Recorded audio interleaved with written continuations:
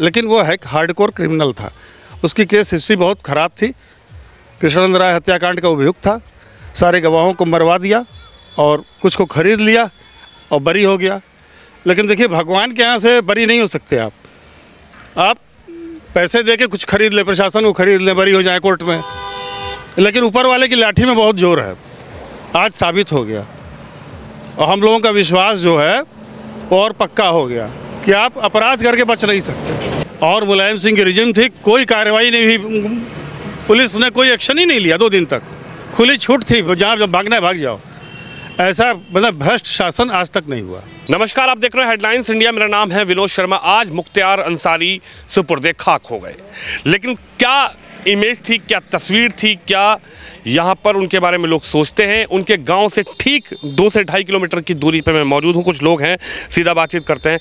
क्या कहेंगे? मुख्तार अंसारी को हार्ट अटैक आया और मुख्तार अंसारी को आज कहीं ना कहीं सुपुर्दे खाक कर दिया गया। लेकिन जब मैं वहाँ कवरेज कर रहा था तो कुछ लोग उनको मसीहा बोल रहे हैं, कुछ लोग उनको गरीबों का अन्नदाता बोल रहे हैं, कोई कोई तो उनको माई बाप तक बोल रहा है। आप तो बिल्कुल बगल के गाँव के। क्या हुआ, क्या घटना हुई? आप लोगों के नज़रों में उनकी क्या इमेज है? उनकी इमेज एक क्रिमिनल की थी और वो कोई जहर देके नहीं मरा, वो हार्ट अटैक से मरा, दहशत से मरा है। पहला मर्डर उसने 1985-86 में इसी गांव के सच्चिदानंद राय का किया था। वहीं से उसकी केस हिस्ट्री शुरू हुई थी और वो हार्डकोर क्रिमिनल था। 18 लोगों का मर्डर का वो अभियुक्त था।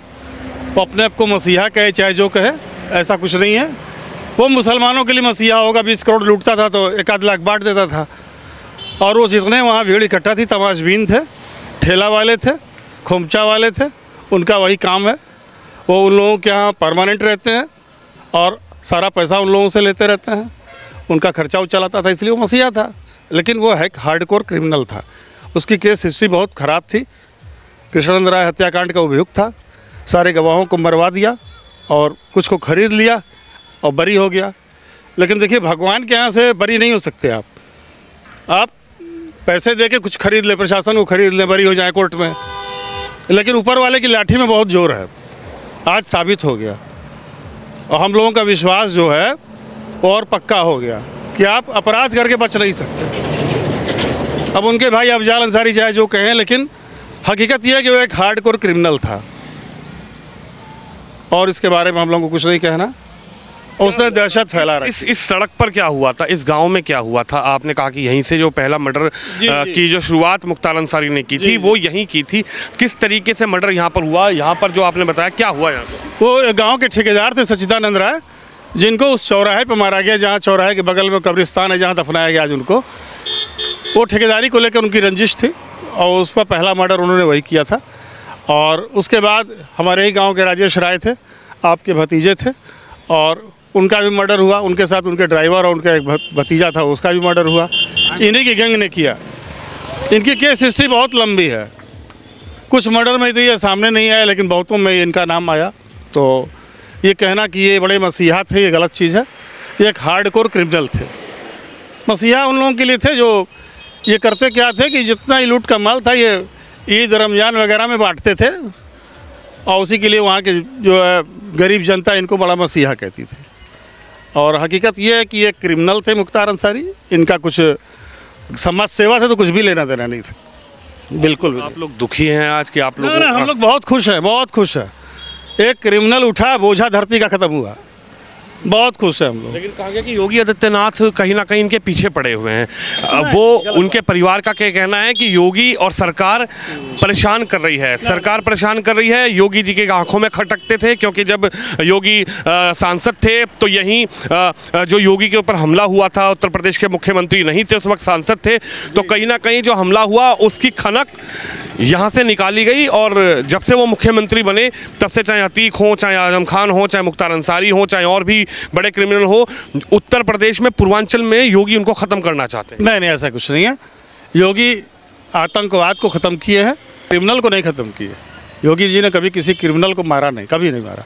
हर क्रिमिनल अपने मौत खुद मरा है। ये हार्ट अटैक से मरे। अतीक अहमद को बदमाशों ने गोली मार दी, उसमें योगी जी का कोई भी हाथ नहीं। कुछ सब गलत बात है। अब चूंकि उन्होंने स्टैंड ले रखा है माफिया के खिलाफ, तो उनको जोड़ दिया जाता है उसी से, और कोई योगी जी का इसमें कोई लेना देना नहीं है। मैंने उनके भाई से बात की मुख्तार अंसारी के, तो उनके भाई ने बताया कि मेरे पास अखिलेश यादव का फ़ोन आया और किसी राजनेता का हालांकि फ़ोन नहीं आया। उन्होंने बताया कि अखिलेश यादव ने फ़ोन किया, समाजवादी के जो अध्यक्ष हैं, और उन्होंने मुझको ढांढस बनाया कि ये अभी वक्त ऐसा नहीं है, आप ढांढस बनाइए। लेकिन अखिलेश यादव ने कहीं ना कहीं आरोपों के घेरे में योगी सरकार को भी खड़ा किया कि योगी सरकार में कोई सुरक्षित नहीं है, योगी सरकार में सब कुछ गड़बड़ चल रहा है, कोई कोर्ट में मर जाता है, कोई अस्पताल में मर जाता है, कोई जेल में मर जाता है। नहीं नहीं, सब गलत बात है, बिल्कुल नहीं है। बल्कि योगी सरकार में दुनिया बहुत सुरक्षित है। मुलायम सिंह जी और उनके पुत्र जो अखिलेश यादव जी की सरकार में कोई सुरक्षित नहीं था। कब कहाँ मार दिया जाए कोई गारंटी नहीं थी। इन लोगों ने भी सारे अपराध मुलायम सिंह जी की सरकार में किए, उन्होंने बहुत प्रेशर दिया अपराधियों को। खैर अब वो नहीं है दुनिया में, क्या कहा जाए, लेकिन ये आरोप सरासर गलत है। योगी जी का आप खुद ही देखें, कोई हाथ नहीं है, किसी प्रकार का कोई हाथ नहीं। आप लोग क्या योगी सरकार में सुरक्षित समझते हैं अपने आप को? लगता है कि यहाँ पर बिल्कुल आस-पास का ही गांव है, आप लोगों का बिल्कुल बगल से ही है, लेकिन आज क्या डर खौफ मुख्तार का ख़त्म हो गया क्या? एकदम बिल्कुल खौफ ख़त्म हो गया। आज हम लोग बहुत खुश हैं और किसी तरह का डर नहीं है। यहाँ सब लोग बहुत आराम से रहते हैं। कानून व्यवस्था की स्थिति बहुत अच्छी है।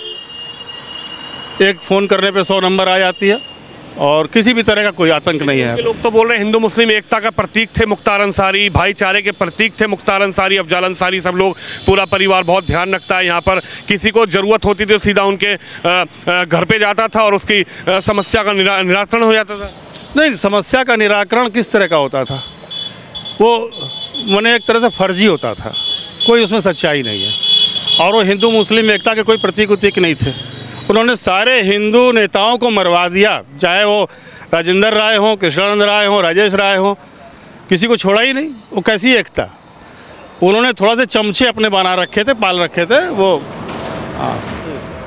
और वो कोई प्रतीक उतीक नहीं थे। ये सब झूठ बात है और जनता बहुत खुश है। मुख्तार अंसारी एक अपराधी था, जनता को कोई दिक्कत नहीं है। आप मानते हैं कि आज कहीं ना कहीं जो प्रताड़ित लोग थे वो हम देख रहे हैं कि वो खुश हैं, हालांकि वो ऊपर के चेहरे से खुश नहीं है, लेकिन हमने एक बाइट सुनी कृष्णानंद राय की पत्नी, वो बाबा भोलेनाथ को जल अर्पित करके आई, उनकी पूजा अर्चना करके आई, वो कह रही है कि आज मुझे इंसाफ मिला। जी जी, सही बात है, बिल्कुल इंसाफ मिला। 19 साल उन्होंने लड़ाई लड़ी, कोर्ट ने तो इंसाफ नहीं किया, लेकिन बाबा विश्वनाथ ने इंसाफ किया, ये सच बात है। लेकिन आज तो अफजाल अंसारी हैं, उनके बेटे उमर हैं, वो तो सब आरोप लगा रहे हैं कि मेरे पिता को जहर दे दिया गया, सरकार की कस्टडी में आखिर मेरे पिता कैसे मर गए। जी जी, वो तो देखिए, कोई भी आरोप लगाता, अगर किसी की कस्टडी में मौत हो जाए तो उसकी तो जुडिशियल इंक्वायरी हो रही है, इंक्वायरी का उनको इंतज़ार करना चाहिए। किसी पे आरोप लगाना उचित नहीं है। इंक्वायरी के बाद जो रिजल्ट आएगा, दूध का दूध पानी का पानी हो जाएगा। कुछ डर खौफ नहीं है, कोई डर खौफ नहीं है। योगी सरकार में डर खौफ खत्म हो गया या योगी सरकार में? सब खत्म हो गया था, पहले डर खौफ, अब सब खत्म हो गया। लेकिन आरोप तो योगी जी पर भी लग रहे हैं। वो सब फर्जी है। कह रहे योगी जी अपना पर्सनल कोई दुश्मनी निकाल रहे हैं। सब फर्जी है, सब कोई पर्सनल दुश्मनी नहीं है, सब फर्जी है। तो भाई नेचुरल मौत है, हार्ट अटैक से मौत है। तो उनके परिवार के पूरे लोग आरोप लगा रहे हैं कि जहर दे दिया। कहने से क्या होगा, सब जांच में गया है, जो आएगा रिपोर्ट सब लोग देखेंगे, सब लोग जानेंगे। ऐसा तो कुछ है नहीं, किसी चीज़ को अंधकार में रखा गया है। अखिलेश सरकार, मायावती सरकार और योगी सरकार में आप लोगों को क्या फ़र्क नज़र आया? आप तो बिल्कुल ऐसे पूर्वांचल के ऐसे क्षेत्र में है जहां बाहुबलियों की तूती बोला करती थी। सब लोग अमन चैन की ज़िंदगी जी रहे हैं। आपके संग क्या हुआ? ठीक है, जो होता है ठीक ही होता है। आपके परिवार के लोग भी तो गए। हाँ, सब ठीक है, सब खत्म हो गया, क्या कहना है। कुछ तो बताइए, आपके परिवार के लोगों के साथ क्या हुआ? आज क्या इंसाफ आपको मिला, आप मानते हैं क्या? हाँ, पूरा इंसान मिल गया। हाँ, पूरा सब ठीक हो गया। अब कोई उनसे डर भय अब नहीं रह गया है, यही कहना है, डर भय नहीं है अब। आपने सोचा था कभी इंसाफ मिल पाएगा इस तरीके से? कहा नहीं, बिल्कुल। भाजपा सरकार में तो क्या फ़र्क नज़र आया योगी सरकार में आपको? योगी सरकार बहुत अच्छा है, अच्छा, बहुत अच्छा चल रहा है योगी सरकार। ऐसा ही होना चाहिए। लेकिन उनके भाई तो कह रहे हैं योगी जी सब कुछ करवा रहे हैं। सब फर्जी लोग बोल रहे हैं। मसीहा बता रहे हैं अपने आप। अरे छोड़िए, मसीहा मुसलमानों के लिए, हम लोग के लिए मसीहा नहीं है। तो कह रहे हिंदू मुस्लिम सब यहाँ पर आते थे, हमारी दरवाजे पर इस फाटक का नाम पूरे प्रदेश में था। अरे छोड़िए वो डर के मारे डर के मारे और क्या भय का वातावरण था क्या। आज आपका दिल, ईमानदारी से बताइए, दिल पे हाथ रखे, आपका दिल आज क्या सोच रहा है, क्या बोल रहा है, क्या सोच रहा है आपका दिल आज? दिल में आज खुशी है कि और क्या है, दिल में खुशी है, दिल में खुशी है हमको और क्या। कभी सपने में सोची थी ये सब चीज़ें ऐसा होगा, इंसाफ मिलेगा, आप इंसाफ की दरकरार लगा दी? कहा न इंसाफ मिल गया, इंसाफ मिल गया और क्या। क्या हुआ था अंकल जी, भाई साहब के साथ क्या हुआ था, इनके परिवार के साथ? आपके भतीजे थे, उनका 3 लोगों सहित मर्डर हुआ था, जिसमें उनका नाम आया था। फिर उन्होंने केस रफा दफा करा लिया, ख़त्म हो गया, कोई इंसाफ नहीं मिला। क्या क्या नाम था इनके परिवार के जो लोग थे? वो राजेश राय थे, हाँ, वो लोग जनशक्ति पार्टी के नेता भी थे और अच्छे उभरते हुए युवा नेता थे, लेकिन उभरते हुए थे इसलिए उनको ख़त्म कर दिया लोगों ने। हाँ, उसमें कौन लोग अभियुक्त हैं वो आज तक खुलासा नहीं हो पाया। आप मानेंगे कि लोग खुश हो नहीं पा रहे, कैमरे पे बोल नहीं पा रहे, लेकिन क्या मन में इनकी खुशी है कि मन में नाराजगी? लोग इसलिए बोल नहीं रहे क्योंकि ये जब ब्रॉडकास्ट होगा तो उनके परिवार के लोग देखेंगे तो वो डर, एक भय है, उनका आतंक आज भी कायम है, उनका आतंक ख़त्म नहीं हुआ, उनका गिरोह बहुत बड़ा है, उनका आतंक कायम है। वो कह रहे हैं कि फिर अगर आतंक था, हम लोग गुंडे थे, माफिया थे, बदमाश थे, बाहुबली थे, तो घर में 3-3 लोग विधायक, खुद सांसद कई बार जीत गए, ऐसा कैसे हो गया? अगर कोई आतंकवादी, कोई डरावना था, कोई धमका के वोट लेता तो 1 बार 2 बार जीत। वो जितना यहाँ तो जाति पे वोट पड़ता है ना, यहाँ भी जो भी कैंडिडेट उनके खिलाफ खड़ा हुआ वो भूमिहार जाति से रहा और बाकी कास्ट को उन्होंने खरीद लिया, एंटी भूमिहार वोट लेकर के वो जीतते थे। वही पॉलिसी आज भी कायम है। अफजाल अंसारी तो आज भी चैलेंज कर रहे हैं कि मोदी जी उतारें किसी को मेरे सामने, मोदी सरकार देखती रह जाएगी। उनका कहना सही है, बिल्कुल सही कहना है उनका। आज भी वो अफजाल अंसारी नंबर 1 कैंडिडेट हैं गाजीपुर में और हो सकता है वो भी वही जीते। हाँ, इसमें कोई दो राय नहीं है, क्योंकि जब लड़ने वाला उनके खिलाफ अपर कास्ट का आ जाएगा और बाकी सारी कास्टें लोअर क्लास की वो खरीद लेंगे वोट को, तो वो जीतेंगे, वही अफजाल अंसारी जीतेंगे, दूसरा तो कोई जीतेगा नहीं।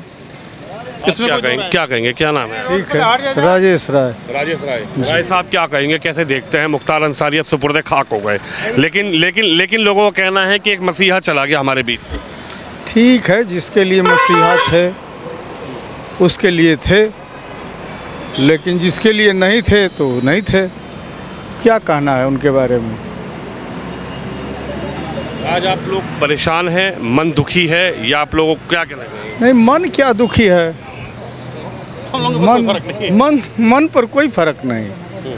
हाँ, हम लोग तो बहुत देखे हैं, यही जगह थी 3-3 लोग सुलाए गए थे, इनका नाम आया था, लेकिन कोई डर भय के मारे बोला नहीं। बाद में केस खत्म हो गई। कृष्णानंद राय सहित 8 लाशें यहीं से गई। हाँ सर, कृष्णानंद राय की हत्या हुई, 7 लाशें ट्रक से यहीं से गुजरी, देख के दहल गया हम लोग। और मुलायम सिंह की रिजिम थी, कोई कार्रवाई नहीं हुई, पुलिस ने कोई एक्शन ही नहीं लिया 2 दिन तक, खुली छूट थी, जहाँ भागना है भाग जाओ। ऐसा मतलब भ्रष्ट शासन आज तक नहीं हुआ।